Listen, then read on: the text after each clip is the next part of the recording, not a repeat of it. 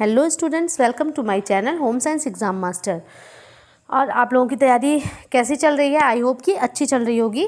तो कई बच्चों ने रिक्वेस्ट की थी कि आज टेक्सटाइल का मैं कुछ बताऊं, तो आज के हम अपने one day one chapter series में आगे बढ़ते हुए आज टेक्सटाइल के ज़्यादातर प्रश्नों का अध्ययन करेंगे, जहाँ से प्रश्न एग्जाम में अक्सर पूछ लिए जाते हैं।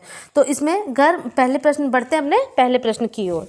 ठीक, आप लोगों को मैं जानती हूँ कि आप लोगों को मेरा पढ़ाया हुआ समझ में आ रहा है और आप लोगों के बहुत सारे कमेंट्स आते हैं, इसलिए इसके लिए मैं आपको बहुत थैंक्स कहना चाहती हूँ कि आप सबको मेरा पढ़ाया हुआ पसंद आ रहा है। और लेकिन साथ में आपके लाइक्स की संख्या कम रहती है जिस हिसाब से व्यूज़ रहते हैं, तो प्लीज़ लाइक ज़रूर किया करें और कमेंट भी किया करें। ओके, तो पहले प्रश्न की ओर।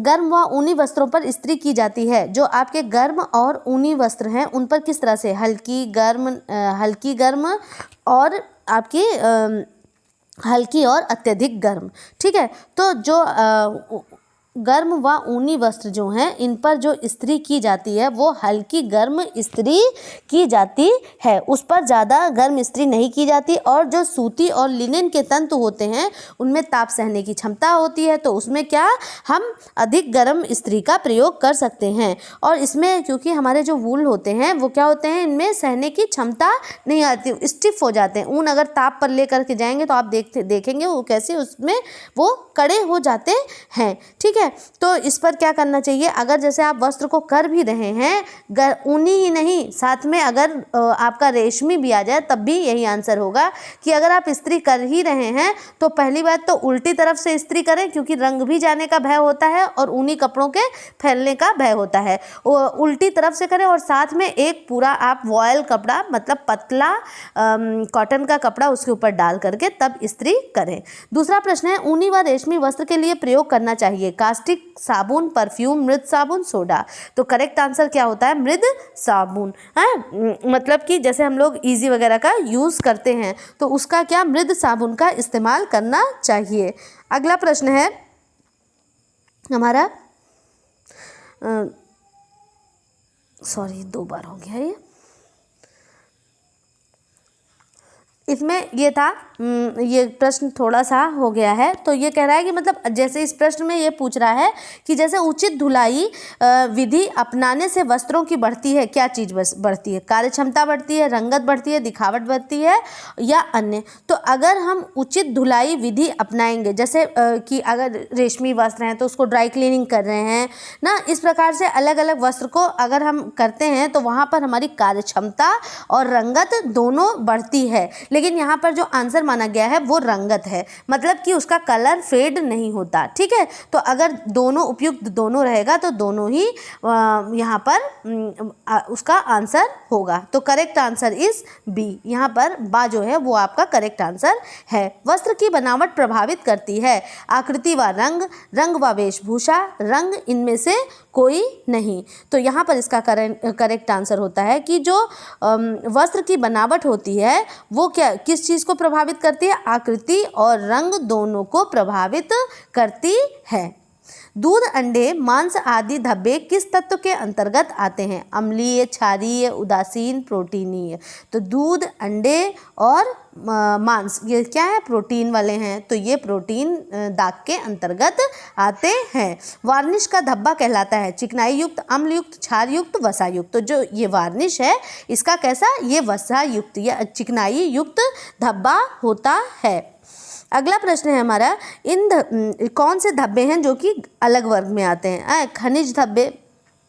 ठीक है, खनिज धब्बे हो गए, घास के धब्बे हो गए, रंग के धब्बे हो गए, ये सब इनका सबका एक मतलब कि वर्ग है। जैसे कि अगर घास के वानस्पतिक वर्ग में आएंगे, खनिज वाले में आएंगे, आपके जो ये रंग के धब्बे हैं वो रंग जिस तरह से केमिकल वाली कैटेगरी में आएंगे। और पसीने के धब्बे की अगर हम बात करें तो इसका एक अलग प्रकार होता है। अगर मैं बात करूं कि पसीने के धब्बों को छुड़ाने के लिए किसका प्रयोग किया जाता है? तो आप याद रखेंगे किसका, जैवल वाटर, पोटेशियम परमैंगनेट तथा हाइड्रोजन परऑक्साइड का प्रयोग किया जाता है। क्या क्या, जैवल वाटर, पोटेशियम परमैंगनेट तथा हाइड्रोजन परऑक्साइड के घोल का प्रयोग किया जाता है पसीने के धब्बे को छुड़ाने के लिए।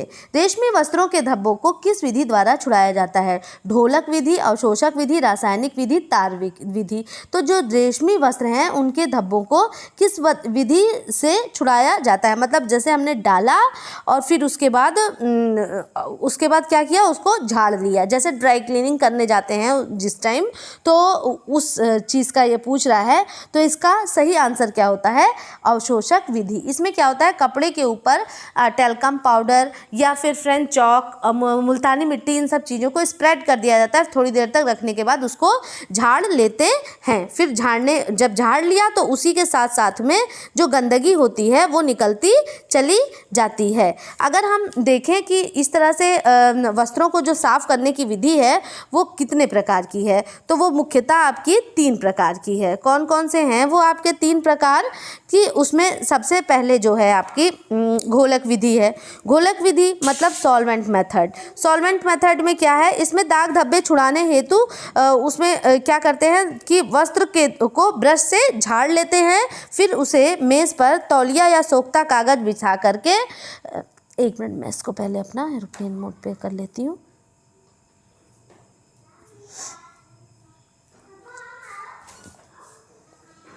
ओके, चलिए, तो यहाँ पर जो धब्बे छुड़ाने की विधियाँ हैं उसमें 3 प्रकार की विधियाँ हैं। कौन कौन सी हैं वो विधि? तो पहली विधि आप नोट कर लें इसको, आपकी सॉल्वेंट मेथड, इंग्लिश वाले बच्चे लिख लेंगे सॉल्वेंट, और हिंदी वाले घोलक विधि इसको लिख लेंगे। कौन सा? Solvent method. उसमें मतलब एक सॉल्यूशन होता है, उसको कॉटन या स्पंज पर रख करके ऐसे गोल गोल सा ऐसे घुमाते हैं और इस तरह से दाग को छुड़ाते हैं। इसमें क्या, केरोसिन, और पेट्रोल है, आपका बेंजीन है, मतलब इन सारी चीज़ों का प्रयोग किया जाता है। ओके, तो ये आपका घोलक हो गए। फिर उसके बाद दूसरे की अगर हम बात करते हैं अवशोषक विधि की।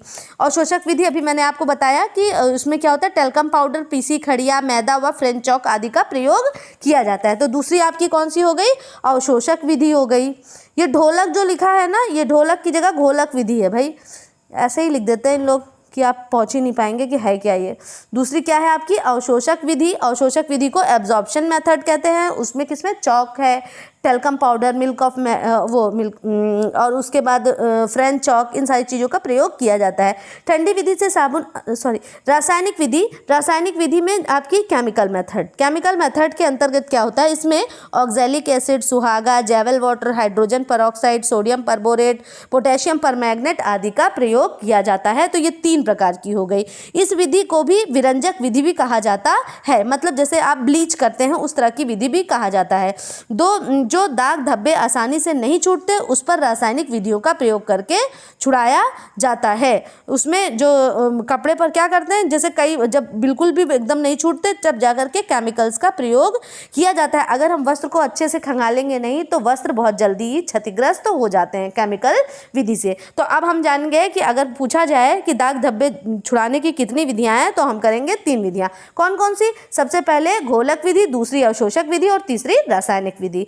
आई होप कि आपको ये क्लियर हो गया होगा। अभी मैं स्टेन रिमूविंग में जो स्टेन आपके एग्जाम में आते हैं और जो इंपॉर्टेंट लगता है, अभी मैं उसको एक बार आपको क्लासिफिकेशन बता देती हूँ। ठंडी विधि से साबुन बनाने के लिए आवश्यक है कास्टिक सोडा, नारियल तेल, बेसन, उपयुक्त सभी। तो सभी चीज़ें तो इसी के साथ आप याद भी कर लेंगे कि क्या क्या चीज़ों की ज़रूरत होती है। कास्टिक सोडा, नारियल तेल और बेसन। और कोमल साबुन बनाने के लिए किसका प्रयोग करते हैं? कास्टिक सोडा करना प्रयोग करके वहाँ पे कास्टिक पोटाश का प्रयोग करते हैं। तिल का तेल तथा बेसन, इन सभी तो उपयुक्त सभी, ये कहाँ पर करेक्ट आंसर हो जाता है। धोने का पाउडर बनाने के लिए आवश्यक है आपका मार्बल पाउडर, वॉशिंग सोडा और डोनामाइट पाउडर, उपयुक्त सभी। तो यहाँ पर करेक्ट आंसर होता है उपयुक्त सभी। तो इस तरह से यहाँ हम लोग देखते हैं कि ये हमारा ये कंप्लीट होता है। अगर मैं बात करूँ आपके, इससे पहले यहाँ थोड़ा स्पेस है, यहाँ पर हम लोग करते हैं ये अभी मैं दाग धब्बे की बात कर रही थी कि जैसे कुछ विशिष्ट दाग धब्बे हैं जिस एग्ज़ाम में अक्सर पूछ लिए जाते हैं, ठीक है। तो वहाँ पर आप दाग धब्बों के बारे में उसको कर सकते हैं, ठीक है। तो और जैसे अगर हम बात करते हैं कि आपकी हाइड्रोजन परऑक्साइड जो है वो आपकी यूनिवर्सल ब्लीच है। कुछ कुछ ऐसे टर्म्स होते हैं जो कि आपको याद रहें तो अच्छा रहे। कौन सी? हाइड्रोजन परऑक्साइड को हम यूनिवर्सल ब्लीच के नाम से जानते हैं, ठीक है। और सोडियम हाइपोक्लोराइड, क्या अक्सर जैवल वाटर पूछ लेता है तो आप लोग चौंक जाते हैं। सोडियम हाइपोक्लोराइड आप इसको नोट कर लें, वो किसको क्या हम जैवल वाटर, ये दोनों एक ही चीज़ें हैं। और ये कैसा विरंजक है? शक्तिशाली विरंजक है, मतलब शक्तिशाली ब्लीच है। और जो मैंने आपको बताया कि हाइड्रोजन परऑक्साइड ये बहुत ही क्या मतलब हल्का है, ठीक है। इसका कंसंट्रेशन कैसा होता है? हल्का होता है, जो कि इसीलिए इसको यूनिवर्सल ब्लीच कहते हैं। इसको हर प्रकार के कपड़ों पर प्रयोग किया जाता है। पोटेशियम परमैंगनेट, यह दोनों प्रकार इसका प्रयोग ये भी एक प्रकार का ब्लीच है और इसका प्रयोग जांतव एवं वानस्पतिक दोनों तंतुओं पर किया जाता है। तो ये मुझे ऐसा लगा कि आपको जानना चाहिए, तो इसीलिए मैंने आपको इसको बता दिया, ठीक। फिर उसके बाद मैं आपसे कहूँगी कि कुछ इम्पॉर्टेंट दाग धब्बे वाला था कि कौन कौन से धब्बे होते हैं और किन किन चीज़ों से छूटते हैं, जो अक्सर प्रश्न में आ जाता है, ठीक है। तो अगर फल एवं शहद के धब्बे अगर पूछ लेता है, आप नोट करते हुए चलें, फल एवं शहद के धब्बे पूछ लेता है तो नमक, गर्म पानी, इन सारी चीज़ों का प्रयोग करते हैं, ठीक है। और इससे भी नहीं छूटता तो जैवल वाटर का प्रयोग करते हैं। किसका? जैवल वाटर का। और इससे भी नहीं छूटता है तो ब्लीचिंग पाउडर का प्रयोग करते हैं। अच्छा, खून का दाग अक्सर पूछ ही लेता है, ठीक है। किसका आएगा? ये खून का दाग, ठीक है। स्वच्छ पानी, साबुन, अमोनिया और स्टार्च, क्या चीज़ होती है इसमें अमोनिया और स्टार्च का प्रयोग करते हैं। स्वच्छ पानी, साबुन, अमोनिया, स्टार्च, नोट कर लीजिए आप। स्वच्छ पानी, साबुन, अमोनिया, स्टार्च। फिर उसके बाद घास के धब्बे सिर्फ साबुन पानी से, ठीक है। और अगर उससे भी नहीं छूटते तो स्पिरिट एवं अल्कोहल का प्रयोग किया जाता है। किसका? स्पिरिट एवं अल्कोहल का प्रयोग किया जाता है, ठीक। फिर उसके बाद नाखून पॉलिश के, नेल पेंट के, तो इसके लिए एमाइल एसीटेट, ओके, क्या? एमाइल एसीटेट, ठीक है। फिर उसके बाद पान के धब्बे की बात अगर करता है तो आप जानते ही हैं कच्चे दूध का प्रयोग किया जाता है। अगर तेल के रंग, ऑयल पेंट्स, तो तारपीन का तेल या स्प्रिट का प्रयोग करेंगे, ठीक है। और मक्खन, घी, तेल इस तरह का या वार्निश के धब्बे होते हैं तो फिर उसमें क्या करते हैं? अवशोषक पदार्थ, फ्रेंच चॉक, मुल्तानी मिट्टी, गर्म जल एवं साबुन का प्रयोग किया जाता है। स्याही के धब्बे पूछा गया था तो उसमें नींबू, नमक एवं कच्चा दूध, ठीक है। और पान के लिए भी कच्चे दूध का प्रयोग करते हैं। और पसीने के धब्बे के लिए जैवल वाटर, पोटेशियम परमैंगनेट तथा हाइड्रोजन परऑक्साइड का प्रयोग किया जाता है, ठीक है। और चाय, कॉफ़ी का धब्बा पूछ लेता है तो इसको गर्म पानी एवं बोरेक्स, क्या? गर्म पानी एवं बोरेक्स। फिर उसके बाद लोहे का जंग, रस्ट की बात करें तो ऑक्जेलिक एसिड, किसका प्रयोग किया जाता है? ऑक्जेलिक एसिड का प्रयोग किया जाता है। ये बिल्कुल रवे के समान होता है। फिर उसके बाद आप जो लिपस्टिक के धब्बे की ये भी प्रश्न पूछा हुआ है, तो लिपस्टिक का धब्बा ये भी इम्पॉर्टेंट है। स्प्रिट का एल्कोहल, स्प्रिट या एल्कोहल और साबुन पानी, क्लोरीन या हाइड्रोजन परऑक्साइड, ठीक है। स्प्रिट या एल्कोहल, साबुन पानी, क्लोरीन या हाइड्रोजन ऑक्साइड, ठीक। फिर अंडे के दाग, ठंडा या गर्म जल, नमक व गर्म जल। तो जो भी प्रोटीन युक्त जितने भी आपके दाग धब्बे लगे हुए हों उस पर कभी भी गर्म जल नहीं डालना चाहिए।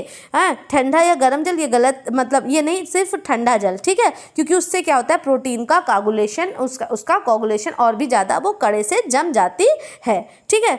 फिर उसके बाद और इससे मुझे नहीं लगता कि और कोई बहुत ज़्यादा इंपॉर्टेंट है। तो हल्दी का दाग अगर छुड़ाने की बात करें तो दाग को तो क्या होता है? गर्म जल और साबुन से ही दोनों पर चला जाता है। और हमारी जो हाइड्रोजन परऑक्साइड है वो जानते ही आप यूनिवर्सल ब्लीच है, तो उसका भी प्रयोग कर सकते हैं, ठीक है।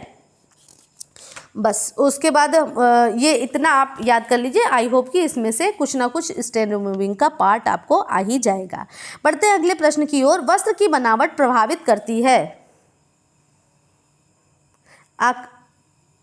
अच्छा, ये वो हो गया था। आकृति व रंग व वेशभूषा, रंग इनमें से कोई नहीं। रिपीट हो गया है ये, इसको आप देख लेंगे इसको।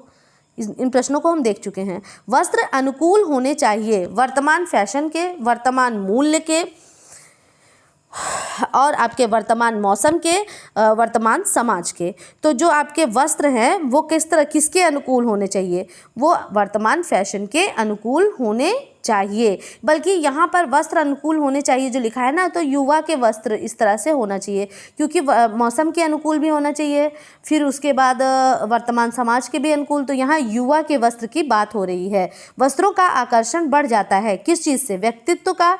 किसका आकर्षण? व्यक्तित्व का, आर्थिक स्थिति का, परिवार का, सामाजिक जीवन का। तो जो वस्त्र होते हैं उससे व्यक्तित्व का आकर्षण बढ़ जाता है। बिल्कुल आप कोट पैंट पहन करके निकलें और बढ़िया से ड्रेसिंग और सुंदर सी साड़ी पहन करके बनारसी और निकलेंगे तो फिर क्या ज़्यादा सुंदर लगेंगे। तो उससे क्या होगा? आपके व्यक्तित्व बढ़ जाएगा। शादी पार्टी में क्या कोई अब खराब लगता है? बिल्कुल भी खराब नहीं लगता, अच्छे अच्छे ड्रेस पहना हुआ होता है।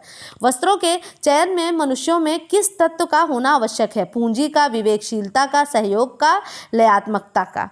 तो ये जो है कि चयन में सबसे ज़्यादा किस चीज़ को आपको ध्यान रखना चाहिए? तो पूंजी तो अगर रहेगी तब भी अगर उसके पास सेंस नहीं है तो वो ख़राब काम करेगा। तो सबसे मेन चीज़ क्या है? विवेकशीलता होनी चाहिए। जब भी हम कपड़ों का चयन करें हर चीज़ को ध्यान में रखें, मौसम, फैशन और हमारे जो हमारा मतलब हमें कंफर्ट दे रहा है कि नहीं, ये सारी चीज़ों को भी ध्यान में रखते हैं। और कपड़ा कितना ड्यूरेबल है, ठीक है, फिनिशेस का ध्यान।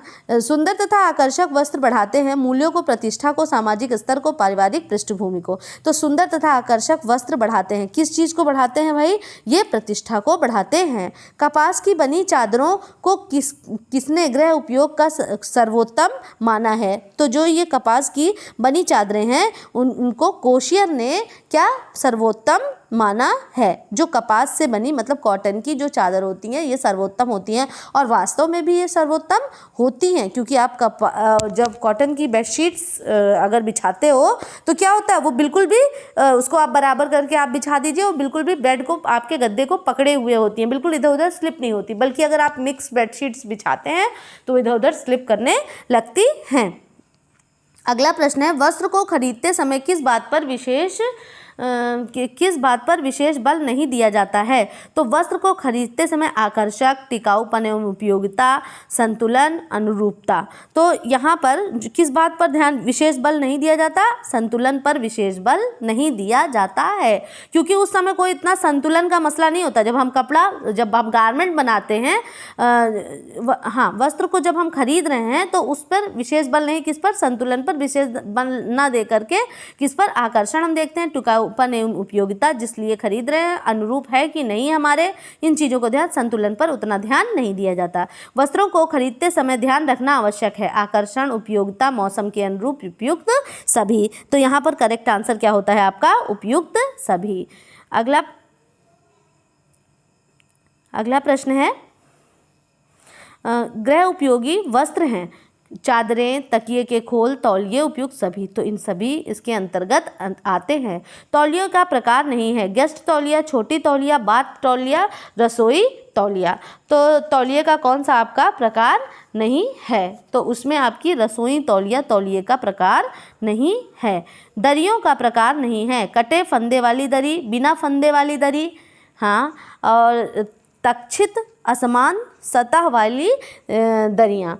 तो यहाँ पर आपका करेक्ट आंसर होता है यहाँ पर आंसर नंबर डी। कटे फंदे मतलब ये जो लूप्स हैं, इन लूप्स को काट दिया तो कट कर दिया, तो ऐसा पूरा हम देखते हैं ना। अभी हमारे पास जैसे डोरमेट्स वगैरह जो होते हैं, डोरमेट, वहाँ पर भी आपको देखने को कटे फंदे रहेंगे। फिर बिना फंदे वाला मतलब पूरा ऐसे करके फेल्ट की तरह पूरा जमा हुआ है, और फिर उसके बाद तक्षित है और असमान सतह वाली दरी। तो असमान सतह वाली कोई दरी नहीं होती है। कालीन के लिए उपयुक्त रंग है सिलेटी, काला, बैंगनी, चमकीला। तो कालीन के लिए सबसे सही कौन सा कलर होता है? सिलेटी कलर होता है। मोटी तथा नाटी महिलाओं को अपने वस्त्र चुनने चाहिए, लंबी धारियों वाले, चौड़े बॉर्डर युक्त, आड़ी धारियों वाले, कड़ेपन वाले।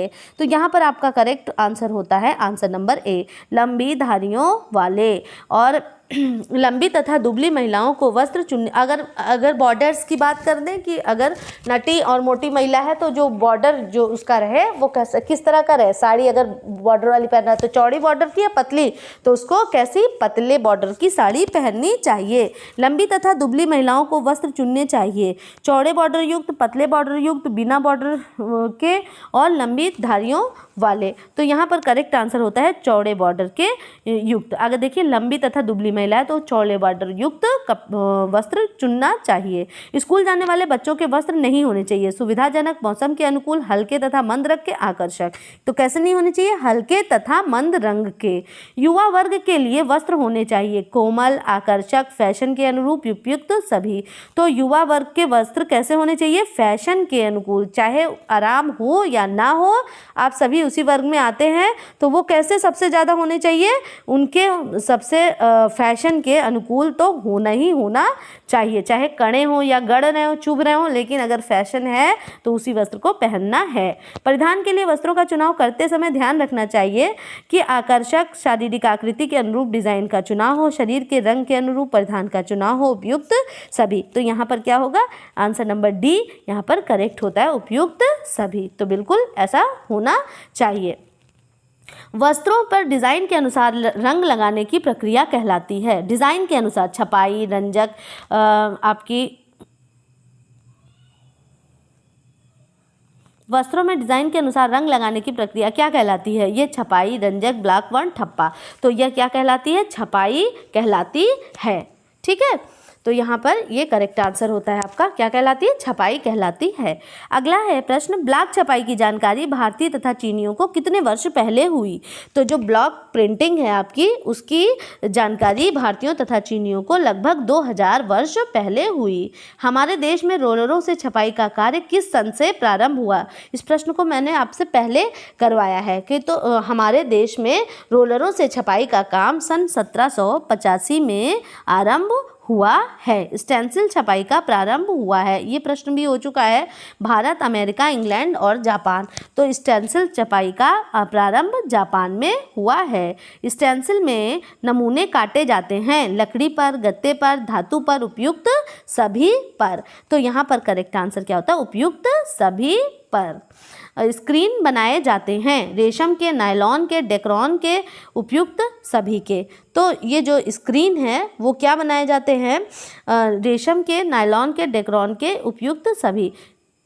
तो यहाँ पे स्क्रीन प्रिंटिंग की बात कर रहा है ना, तो यहाँ पर स्क्रीन पे इन सारे वस्त्रों को कसा जा सकता है और उस पर छपाई की जा सकती है। रोलर छपाई विधि है महंगी, अत्यधिक महंगी, सस्ती, उपयुक्त सभी। तो आपकी जो रोलर छपाई विधि है वो बहुत ही सस्ती विधि है, क्योंकि उसमें 2 रोलरों के बीच से कपड़ा गुजारना होता है और आसानी से हो जाता है। ठप्पा छपाई की जाती है 2 प्रकार से, 3 प्रकार से, 4 प्रकार से और 5 प्रकार से।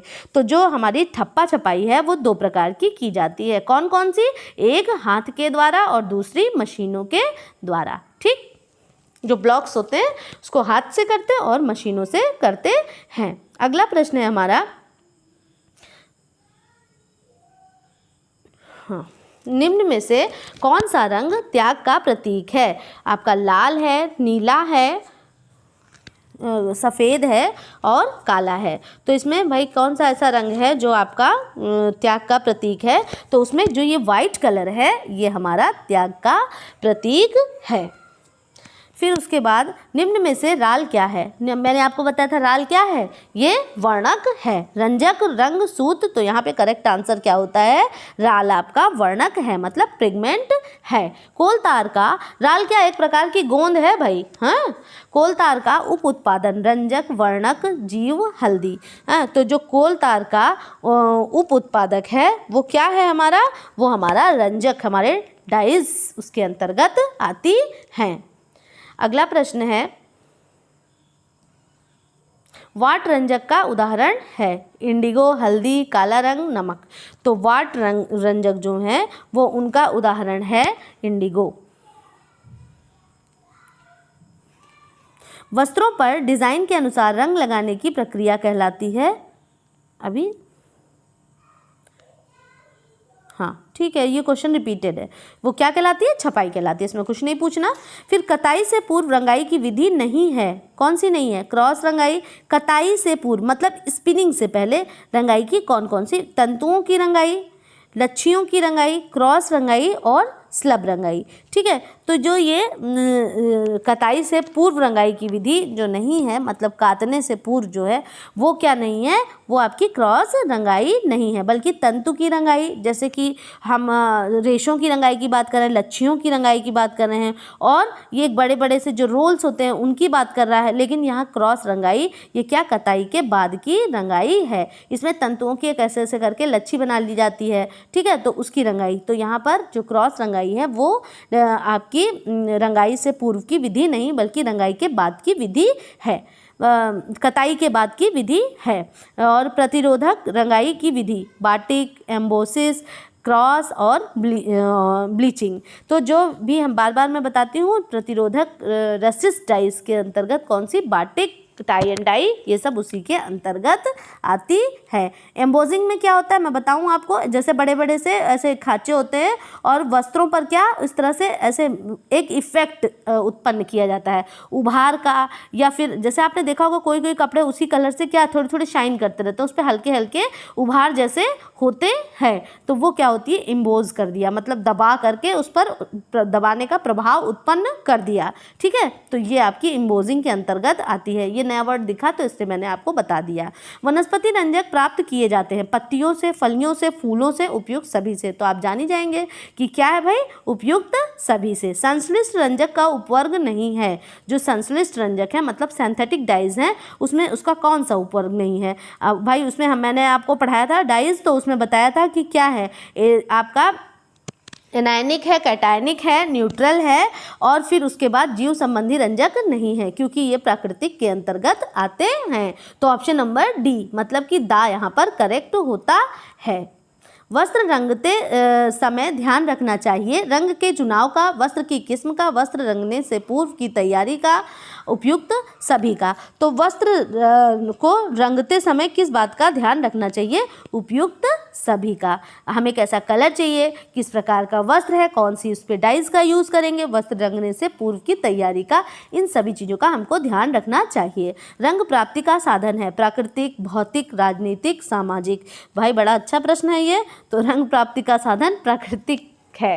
ठीक, प्राकृतिक रंजक प्राप्ति का स्रोत। प्राकृतिक रंजक कहाँ से मिलते हैं? जीव संबंधी, वनस्पति संबंधी, धातु संबंधी, उपयुक्त सभी। ठीक है, तो यहाँ पर ये करेक्ट आंसर होता है। जैसे हमारे नेचुरल फाइबर्स होते हैं वो प्राकृतिक, वनस्पतिक और धात्विक, उसी प्रकार से रंजक भी इसी प्रकार से होते हैं। आप मेरी पुरानी वीडियोस देखिए, मैंने आप ये मत सोचिए कि कोई मॉडल प्रैक्टिस सेट है तो मैम ने सिर्फ क्वेश्चन आंसर कराया है, उसके साथ मैंने बहुत सारी चीज़ें आपको बताई हैं। और जब मैं आप क्वेश्चन कराती जा रही हूँ तो मुझे लग रहा है, मुझे बड़ी खुशी हो रही है कि पहले भी मैं उसको आपको बता चुकी हूँ। इसीलिए जैसे ही कोई नई चीज़ आती है मैं रोक करके ज़रूर वहाँ पर आपको कुछ बताने की कोशिश करती हूँ। तो बिल्कुल भी परेशान मत होइए, पहले से सारी वीडियोस आप देखते जाएंगे। आप देखेंगे अगर प्रश्न 100, अगर मैंने 100 क्वेश्चन कराए हैं, या मैं कहती हूँ मैंने 60 क्वेश्चन, 40 क्वेश्चन भी कराए हैं, तो वो 40 क्वेश्चन आपके कम से कम 60-70 क्वेश्चन तो बनाते ही बनाते हैं। इस तरह से मैं आपको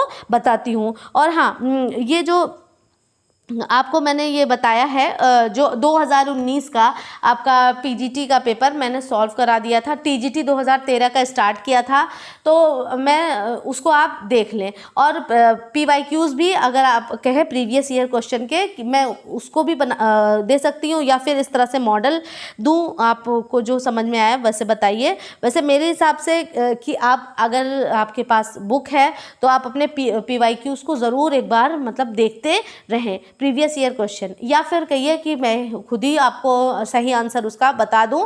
लेकिन उसमें ये दिक्कत होती है कि कमीशन ने कुछ माना है, फिर आप कहते हैं इसका आंसर ये होगा, इसका आंसर ये होगा, तो फिर मुझे भी थोड़ा सेटिस्फैक्शन नहीं होता है, क्योंकि मैं उसके अगेंस्ट नहीं जा सकती ना, क्योंकि हमसे तो बहुत ज़्यादा बुद्धिमान लोग वहाँ पर बैठे हुए हैं, और जिस चीज़ को कह देते हैं नहीं इसका आंसर ये होगा, तो उसमें कोई ज़्यादा आर्गूमेंट नहीं किया जा सकता। इसलिए मैं विवाद में किसी तरह का विवाद नहीं करना चाहती हूँ। तो अगर आप अपने पीवाईक्यूज़ को भी देखते हुए चले, मैं मैं मॉडल प्रैक्टिस सेट करा रही हूँ और जो चीज़ें छूटी हुई हैं, जो इंपॉर्टेंट लग रही हैं, उसको भी कराऊंगी। अगर वक्त मिला तो मैं कुछ ना कुछ आप देखते रहिए, आपकी तैयारी और भी ज़्यादा शार्पनर होती जाएगी, आपकी पढ़ाई में क्या होगी, तेज़ी आती जाएगी। ठीक है, तो प्रीवियस ईयर क्वेश्चन भी मैंने कराए हैं, तो आप उनको भी देख लीजिएगा। और बिल्कुल भी ये मत सोचिए मेरा कोई भी मॉडल प्रैक्टिस सेट हो या आपका प्रीवियस ईयर क्वेश्चन है तो उसमें ये नहीं है कि सिर्फ मैंने प्रश्न पढ़े और उत्तर पढ़ दिए, ऐसा किसी भी वीडियो में नहीं हुआ है। आप जब देखेंगे तो आपको पढ़ने में उतना ही इंटरेस्ट आएगा जितना इस समय आ रहा है। वो सारी चीज़ों को मैंने बताया है, पढ़ाया है, और आपको अब खुद लगता होगा कि जब मैम बताती हैं तो बहुत सारी चीज़ें बार बार रिपीट हो रही हैं। वो इसी कारण से लगता है, आप भूलते नहीं हैं, क्योंकि जैसे ही मुझे कुछ कठिन सा कुछ दिखता है, कुछ अलग सा दिखता है, तो मैं उसको बताने की आपको कोशिश करती हूँ। और अगला है हमारा, वस्त्रों को चिकना करना क्या कहलाता है? कैलेंडरिंग, सेंफोराइजिंग, टेंटरिंग और क्रेपिंग। तो ये जो वस्त्रों को हम चिकना करने का कार्य करते हैं वो क्या कहलाता है आपका? ये आपका आता है कैलेंडरिंग के अंतर्गत। ये प्रश्न बहुत बार पूछा जाता है। परिसज्जा को कितने रूप में बनाया जा सकता? परिसज्जा को कितने रूप से बनाया जाता है? तो परिसज्जा को हम कितने रूप में बना सकते हैं? तो उसको हम 5 रूप में बना सकते हैं। तो इसके अंतर्गत कौन कौन सी परिसज्जाएं आएंगी? उसमें आपकी स्थायी व अस्थायी परिसज्जा, यांत्रिक एवं रासायनिक, आप नोट कर सकते हैं, यांत्रिक एवं रासायनिक परिसज्जा। फिर उसके बाद है आधारभूत एवं कार्यात्मक क्षमता वाली, वजन बढ़ाने वाली परिसज्जा और स्पेशल फिनिशेस। ठीक है, इस तरह से 5 भागों में बांटा जा सकता है। अच्छा, अभी मैं परिसज्जा आपको बता देती हूँ, क्लियर कर देती हूँ क्या क्या किसके अंतर्गत आएगा। परिसज्जा क्या है? सजाना, धोना, सुखाना, मलना। तो परिसज्जा क्या है भाई? किसी चीज को सुंदर बनाना। वस्त्र को क्या किया? सुंदर बना दिया। अच्छा, ग्रे गुड्स क्या है? ग्रे गुड्स जिस पर किसी भी प्रकार की परिसज्जा नहीं होती वो ग्रे गुड्स होते हैं। यांत्रिक, अच्छा, टो क्या है? छोटे छोटे फिलामेंट फाइबर को जब छोटे छोटे टुकड़ों में अपनी इच्छा अनुसार काट लेते हैं तो वही क्या कहलाते हैं? टो कहलाते हैं। परिसज्जा यांत्रिक व रासायनिक 2 विधियों से की जाती है। कौन कौन सी? यांत्रिक एवं रासायनिक 2 विधियों से की जाती हैं। क्रेपिंग, टेंटरिंग, रोएं उठाना तथा सिरेइंग। तो यहाँ पर करेक्ट आंसर होता है आपका क्रेपिंग। ठीक है, यांत्रिक एवं रासायनिक दोनों विधियों से की जाती है। तो कौन सी वो परिसज्जा है? वो क्रेपिंग परिसज्जा है, जो कि दोनों विधि से की जाती है। तो कुछ ये इंपॉर्टेंट है भाई, इसको नोट कर लीजिए आप कि यांत्रिक व रासायनिक दोनों विधियों से की जाती है। कौन सी है? वो क्रेपिंग है। करघे से उतारा गया वस्त्र, लाल कपड़ा, ग्रे गुड्स, श्वेत पत्र, खुरदुरा। तो मैंने आपसे बताया था ना, ग्रे गुड्स मतलब कि करघे से सीधे उतार लिया, उसमें तरह तरह की गंदगियाँ, उसमें अशुद्धियाँ लगी हुई हैं, वो आपकी ग्रे गुड्स हैं। परिसज्जा दी जाती है वस्त्र को, रेशे को, धागे को, उपयुक्त सभी को। तो यहाँ पे परिसज्जा भाई किसको दी जाती है? तो परिसज्जा सभी को दी जाती है। वस्त्र को भी, धागों को भी, रेशों को भी, सभी को परिसज्जा दी जाती है। अस्थायी परिसज्जा का उदाहरण क्या है? सिकुड़न निरोधक, जल निरोधक। जैसे अगर हम बात करें तो रेशे की बात करें तो फाइबर्स जो जिनसे कि हमारे रजाइयाँ, तकिया वगैरह बनते हैं, उस पर। अगर धागों की बात हम कर देते हैं तो यहाँ पर आप देखिए रेशम के धागों का प्रयोग सिलने के लिए। अनट्विस्टेड भी रहते हैं आपके थ्रेड्स, और ट्विस्टेड थ्रेड्स भी रहते हैं, उन पर भी परिसज्जा की हुई होती है और वस्त्र पर होती ही है। ठीक है, तो आप ये नहीं कंफ्यूज होंगे कि सिर्फ वस्त्र पर लगा दे परिसज्जा।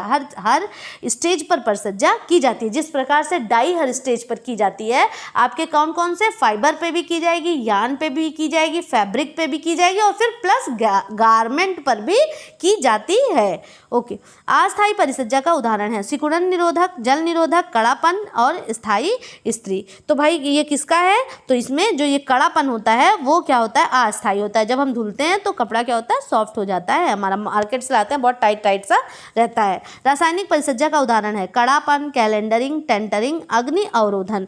तो जो रासायनिक परिसज्जा है उसका क्या है? अग्नि अवरोधन। अभी मैं परिसज्जा पढ़ाऊंगी तब आपको बताती हूँ। स्पेशल फिनिशेस के अंतर्गत ये सब आता है। परिसज्जा का उद्देश्य नहीं है वस्त्रों में विभिन्नता लाना, वस्त्रों में बनावटीपन लाना, वस्त्रों के आकर्षक एवं सुंदरता में वृद्धि करना, वस्त्रों की कोमलता को बढ़ाना। तो यहाँ पर परिसज्जा का उद्देश्य क्या है? वस्त्रों में विभिन्नता लाएंगे, वस्त्रों में बनावटीपन लाएंगे। हाँ, क्योंकि देखने में तो हम लोग कहते हैं खूब अच्छा, खूब बढ़िया था, फिर घर पे आए 2 ही वॉश में निकल गया। ठीक है, तो वस्त्रों में कोमलता बढ़ाना, ये क्या है? उसका परिसज्जा का उद्देश्य नहीं है। अगला है हमारा तिरपाल एवं रेनकोट पर की जाने वाली परिसज्जा कौन सी है? तो तिरपाल एवं रेनकोट पर की जाने वाली परिसज्जा आपकी जल अवरोधक परिसज्जा है। कैलेंडरिंग परिसज्जा के बाद वस्त्र हो जाते हैं कोमल तथा चिकने, झुर्रीदार, कड़े, सिकुड़न अवरोधक, चमकदार। तो कैलेंडरिंग परिसज्जा, अभी कैलेंडरिंग के बारे में पूछा गया था ना, तो कैलेंडरिंग परिसज्जा जो होती है इससे बने हुए वस्त्र कैसे बाद में हो जाते हैं? झुर्रीदार तथा कड़े। कैसे हो जाते हैं? झुर्रीदार तथा कड़े हो जाते हैं।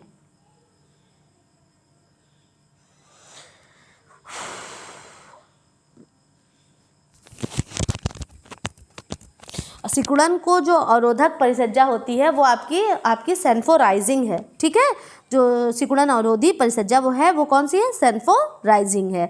और टेंटरिंग में क्या होता है? जो टेंटरिंग दिया हुआ है, नहीं टेंटरिंग दिया हुआ है इसमें देखिए, इसमें शेयरिंग चमकदार कर देते हैं। ठीक है, तो यहाँ पर आपकी झुर्रीदार तथा कड़े ये करेक्ट आंसर, क्योंकि हमें देखते हुए ऑप्शन के अकॉर्डिंग चलना होता है। सिकुड़न अवरोधन में सेंफोराइजिंग, चमकदार में शेयरिंग या ग्लेजिंग आ जाएगा। ठीक है, और अगर हम बात करें टेंटरिंग में क्या होता है? टेंटरिंग में वो क्या करते हैं, ऐसे फ्रेम होते हैं, उस पर वुडन फ्रेम होता है, उस पर तरह तरह यहाँ हुक्स लगे हुए होते हैं और एक दूसरे को ऐसे तान करके कपड़े को यहाँ पर तान देते हैं। उससे क्या होता है? कपड़े का आकार क्या हो जाता है? सही हो जाता है। वो किसका? हमारे टेंटरिंग के अंतर्गत आता है।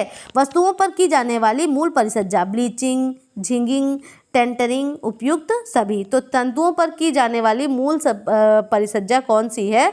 तो ये सभी मूल परिसज्जा के अंतर्गत आती हैं। ब्लीचिंग, टेंटरिंग, अभी मैंने टेंटरिंग की बात की ना, इस तरह से टेंटरिंग है। अब ये झिगिंग पता नहीं क्या लिखा हुआ है, इसका इंग्लिश वर्जन देखूंगी तो बताऊंगी।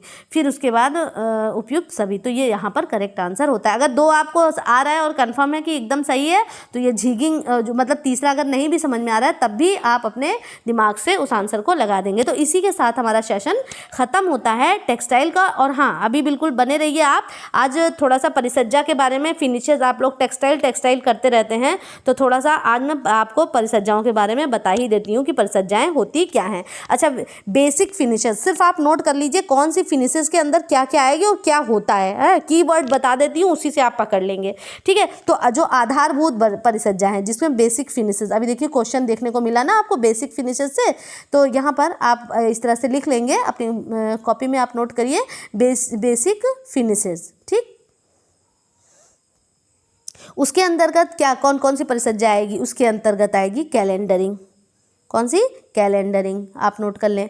कैलेंडरिंग में क्या होता है? ये क्या है? आपकी बेसिक फिनिश है और इसमें जो बड़े पैमाने पर वस्त्र को इस्त्री करने की प्रक्रिया क्या कहलाती है? कैलेंडरिंग कहलाती है। क्या कहलाती है? कैलेंडरिंग कहलाती है।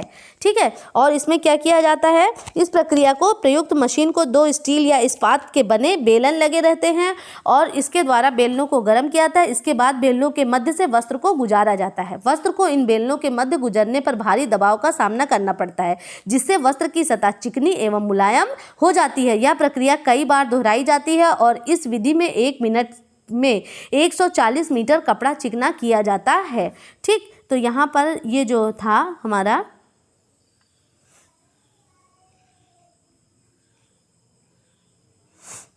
झुर्रीदार तथा कड़े नहीं, ठीक, कोमल एवं चिकने। यहाँ पर कैसा हो जाएगा? वस्त्र की सतह कैसी हो जाती है? एक बराबर हो जाती है। तो यहाँ ऑप्शन नंबर ए करेक्ट होता है, इसमें आप अपना करेक्ट कर लीजिए। कैलेंडरिंग परिसज्जा के बाद वस्त्र कैसे हो जाते हैं? कोमल एवं चिकने हो जाते हैं। ठीक है, तो बेसिक फिनिशेज में आपका क्या आ गया? हमारा कैलेंडरिंग आ गया। अब आपको समझ में आ गया होगा कि कैलेंडरिंग है क्या। ठीक, फिर उसके बाद ग्लेजिंग। दूसरा क्या है आपका? ग्लेजिंग। ग्लेजिंग नाम से स्पष्ट होता है, ये भी आपकी कौन सी परिसज्जा है? इससे पहले वाली भी ये क्या थी? ये भी मैकेनिकल थी ना। मैकेनिकल मतलब यांत्रिक परिसज्जा। और ग्लेजिंग के आगे भी आप मैकेनिकल लिख लीजिए। क्या? मैकेनिकल परिसज्जा है। इसमें अधिक चमक लाने के लिए ग्लेजिंग का प्रयोग किया जाता है। वस्त्र पर माड़ या गोंद आदि को कड़ा करने वाले रासायनिक पदार्थ लगाकर वस्त्र को एक के पश्चात एक करके निरंतर 3 रोलर्स के बीच से गुजारा जाता है।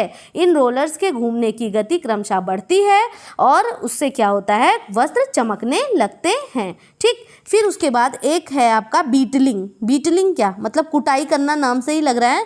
तो बीटलिंग भी आपकी बेसिक फिनिश है और ये भी यांत्रिक है। ठीक है, तो ये जो करघे से जो वस्त्र उतारे जाते हैं उस पर क्या होता है, कुछ उधड़ी हुई बुनाई होती है या कुछ होती है, तो उसमें क्या हो जाता है, और बीच बीच में कभी कभी छिद्र भी स्पष्ट होते हैं। ठीक है, तो उसमें क्या किया जाता है, लकड़ी या मुंगरिया से की जाती है। वस्त्र की सतह की कुटाई मतलब उसको कूटते हैं, लकड़ी या मुंगरिया से की जाती है। आधुनिक समय में यह कार्य मशीनों द्वारा होने लगा है। लोहे के बड़े बड़े हथौड़े लगे होते हैं और रोलर्स पर कपड़ा चढ़ा रहता है जो लगातार घूमता रहता है और हथौड़ों के गिरने उठने के क्रम भी सतत चलते रहते हैं। अब आपको समझ में आ गया होगा, अगर कहीं पे कुछ होता है तो उसको क्या पीट करके उसको बराबर कर लिया जाता है। तो आपका कौन कौन सा हो गया, इसको बेसिक फिनिशेस में ये सारी यांत्रिक ही हैं। ठीक है, यांत्रिक में आपका सबसे पहले कैलेंडरिंग है, दूसरा है उसके बाद ग्लेजिंग है, उसके बाद कपड़ों की कुटाई करना मतलब बीटलिंग है। फिर हिंदी भी आप नोट करते जाइए जिससे आपको याद रहेगा। 4 है आपका ब्रश करना या रोएं काटना, ब्रशिंग एंड शेयरिंग। क्या करना, ब्रश करना एवं रोएं काटना, ब्रशिंग एंड शेयरिंग।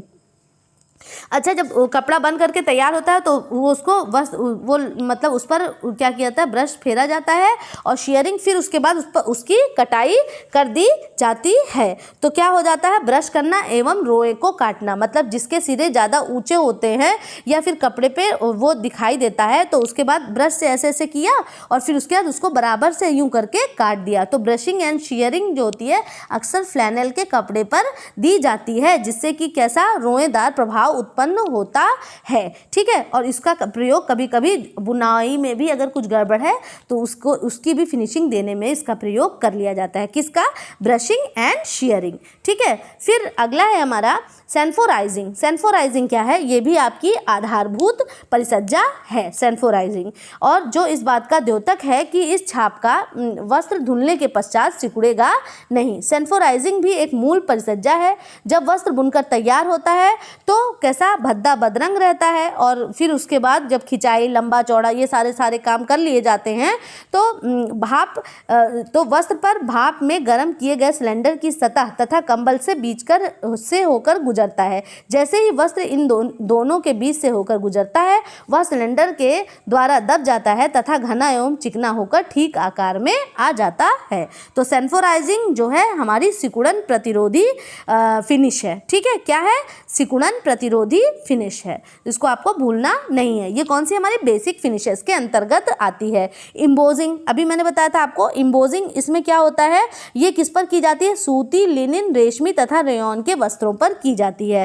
ताप सुनम्य तंतुओं से बने वस्त्र पर इस प्रकार की नक्काशी बिना किसी सहायक पदार्थ के अंकित हो जाती है। ऊनी वस्त्रों पर इस प्रकार की परिसज्जा नहीं की जाती है। तो ऊनी वस्त्रों पर क्या नहीं किया जा सकता, इम्बोजिंग नहीं की जा सकती। अगर आपने इस तरह के कपड़े देखे होंगे, ऐसे रहते हैं और फिर क्या एक प्रभाव ऐसे दबा करके उस पर प्रभाव उत्पन्न किया जाता है। जब कपड़े को हम पलटते हैं तो इस तरह से ऐसे दिखता है। फिर अगला हमारा है क्रेपिंग। क्रेपिंग क्या है, परिसज्जा की यह विधि यांत्रिक एवं रासायनिक दोनों विधियों से मिलकर के बनी है। ठीक है, तो आप जो इम्बोजिंग है वो भी आपकी यांत्रिक परिसज्जा ही है। ठीक है, और फिर उसके बाद क्रैपिंग की बात करें तो क्रैपिंग जो है हमारी वो भी हमारी क्या है, रासायनिक तथा यांत्रिक दोनों परिसज्जा है। तो क्रैपिंग को बिल्कुल भी आप मिस ना करिए, इसमें दोनों परिसज्जाओं की बात की गई है, इसीलिए प्रश्न इस तरह से पूछा गया है। रासायनिक और यांत्रिक दोनों है।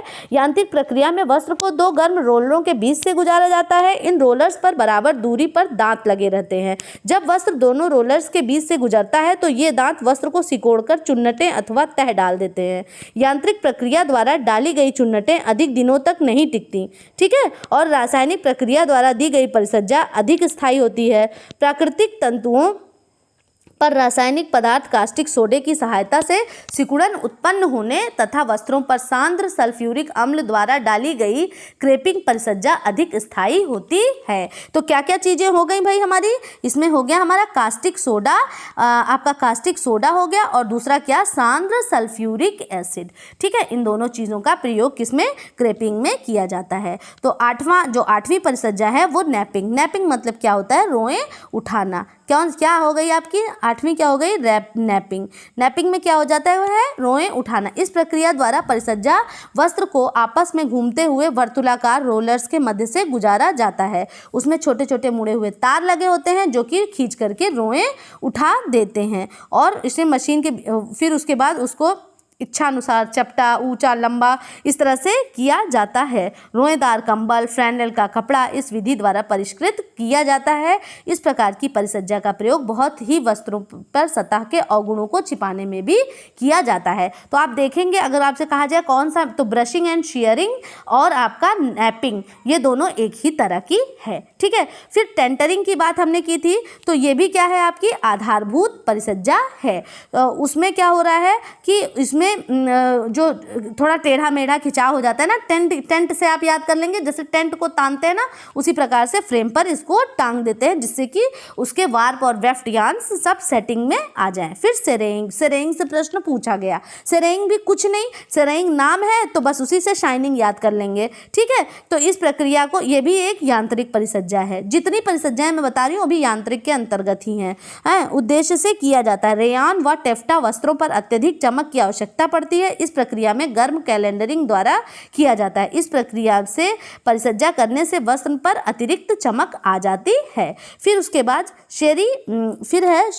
शेरीनराइजिंग। शेरीनराइजिंग ये क्या है, ये भी यांत्रिक परिसज्जा है।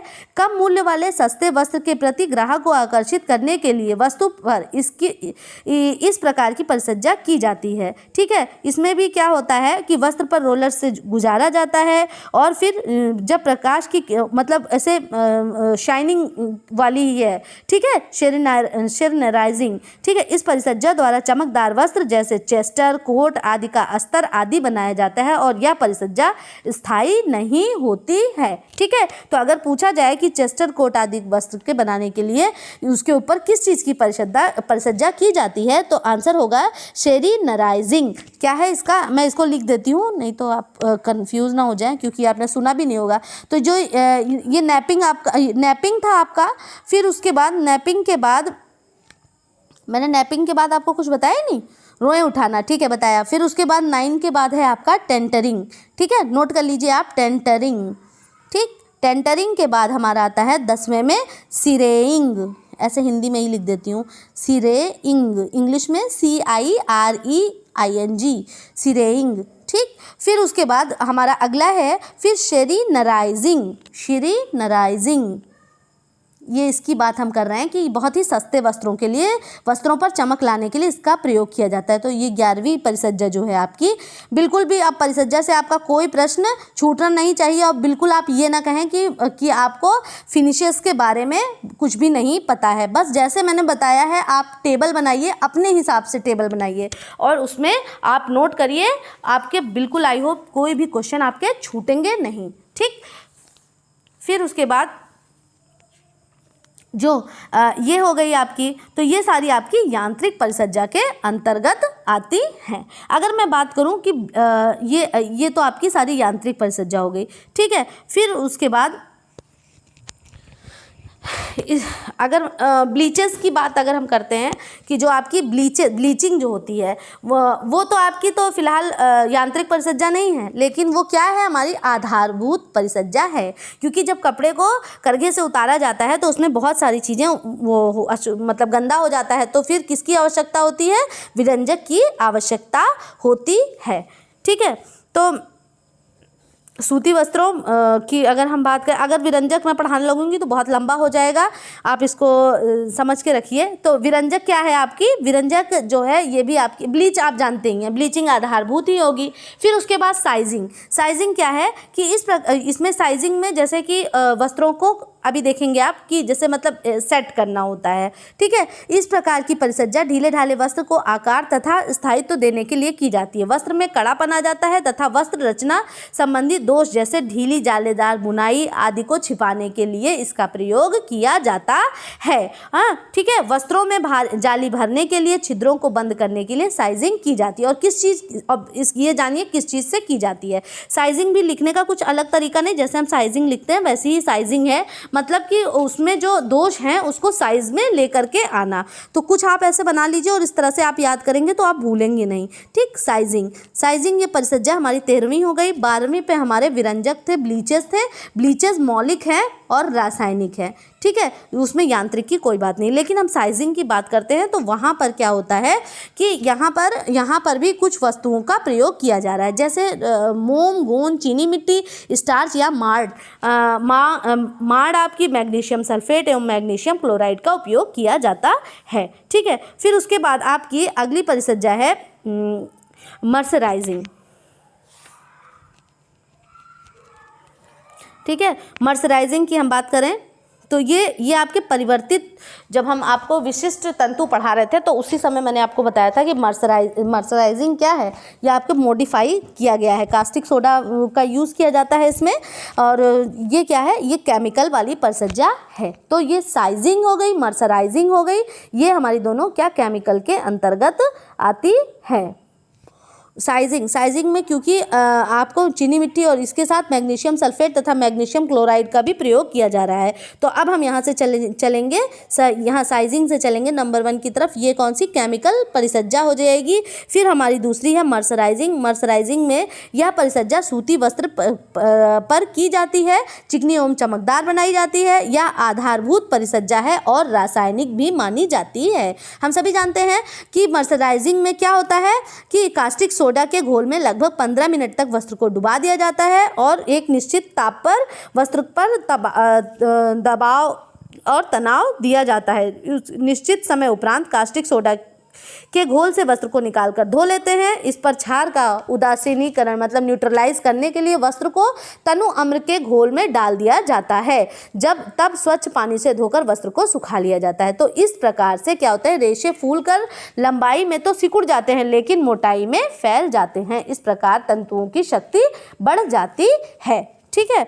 और हॉलन एवं सैडलर ने ही मर्सराइजिंग के प्रभाव से तंतु की मजबूती बढ़ती है, नमी सोख लेने का अवशोषण क्षमता बढ़ जाती है और चमक बढ़ जाती है। तो इस प्रकार से ये आपकी फिनिशेस खत्म हुई। अब मैं स्पेशल फिनिशेस में सिर्फ नाम बताऊंगी, आपका वीडियो बहुत ज़्यादा लंबा हो जाएगा। तो साइजिंग आपकी और मर्सराइजिंग दोनों एक ही तरह है ना, तो ये दोनों हमारी केमिकल फिनिशेस के अंतर्गत आती हैं। अब हम स्पेशल फिनिशेस की बात करते हैं, विशिष्ट परिसज्जाओं की बात करें तो सबसे पहले उसमें हमारी आती है क्रीज रेसिस्टेंट। कौन सी? क्रीज रेसिस्टेंट प्रतिरोधी। आपकी सेलुलोज से बने तंतुओं जैसे कपास, रेयान आदि पर इनका प्रयोग किया जाता है और ये आपके वस्त्र की कार्यक्षमता को बढ़ाती हैं। जितनी भी विशिष्ट परिसज्जाएं हैं वस्त्र की कार्यक्षमता को बढ़ाती हैं, ठीक है। फिर अग्नि अवरोधक परिसज्जा, ये अग्नि अवरोधक परिसज्जा जो है ये भी कार्यक्षमता को बढ़ाने का ही काम करती हैं और इसमें कुछ ऐसे रसायन का प्रयोग किया जाता है जिससे अंदर आग नहीं पहुंचती। वस्त्र तंतुओं के अग्नि अवरोधक बनाने के लिए इसमें किसका यूज होता है? बोरेक्स का, बोरिक एसिड एवं गर्म पानी का घोल बनाया जाता है जिससे कि वस्त्र को डुबोया निचोड़ा जाता है। फिर मतलब कि कीट अवरोधक भी किसके अंतर्गत? तो सबसे पहले हमारी जो क्रीज रेसिस्टेंस है, ठीक, कार्यक्षमता को बढ़ाएगी, आपकी फायर प्रूफ हो गई। फिर उसके बाद थर्ड है आपकी मोथ प्रूफ, मतलब कीड़े मकोड़ों से उस पर फाइबर्स में इस तरह से चीज़ों को मिला दिया जाता है कि क्या होता है, कीड़े मकोड़े उसमें नहीं लगते। फिर वाटर प्रूफिंग की बात करें, वाटर प्रूफिंग में उसमें आपकी जल अवरोधक, विकिंग और वेटिंग दो तरह की होती हैं, ठीक है, वाटर प्रूफिंग। फिर उसके बाद फिर मेल्ड्यू, फफूंद अवरोधक, ओके। फिर उसके बाद गोंद मतलब डी गमिंग, तो इस प्रकार से 6 प्रकार की परिसज्जाएं हैं। नाम मैं बता दे रही हूँ, आप इसको बहुत ज़्यादा नहीं पूछेगा आपसे, सिर्फ आपको अर्थ पता होना चाहिए। तो क्या है, पहली आपकी सिलवट प्रतिरोधक, क्रीज रेसिस्टेंट विशिष्ट परिसज्जा की बात, अग्नि अवरोधक, फायर प्रूफिंग, फिर उसके बाद कीट अवरोधक, मोथ प्रूफिंग, फिर नेक्स्ट है आपका जल अवरोधक, वाटर प्रूफिंग, और वाटर प्रूफिंग में ही वेटिंग और विकिंग 2 टर्म आते हैं, ठीक है। और फफूंद अवरोधक जो है आपका वो मिल्ड्यू प्रूफिंग और गोंद उतारना या डीगमिंग, ठीक है, डीगमिंग या गोंद उतारना। तो ये आपकी स्पेशल में आ गई, ठीक। क्रैपिंग में आपकी जो क्रैपिंग परिसज्जा है वो रासायनिक और यांत्रिक दोनों है। उसके अलावा जितनी मैंने आपको साइजिंग और मर्सराइजिंग ये दोनों क्या आपकी केमिकल है। उसके अलावा जितनी मैंने शुरू में बताई वो सारी मैकेनिकल और आपकी बेस फिनिशेस हैं। इसी के साथ मैं अपना आज का वीडियो समाप्त करती हूँ। और अगर पढ़ाया हुआ आपको पसंद आता है तो प्लीज़ कमेंट करें, लाइक करें, शेयर करें और मेरा चैनल ज़रूर सब्सक्राइब करें। मैंने आप टेलीग्राम का लिंक आपको दे दिया है और वहाँ पे मैंने एक्सटेंशन की आज काफ़ी PDF अपलोड कर दिए। आप सब उनको पढ़ें, उसको अच्छे से पढ़ें, क्योंकि कल मैं एक्सटेंशन के प्रश्न लेकर के आऊँ जिससे कि आप अपने आप को जज कर पाएँ। Okay, good night.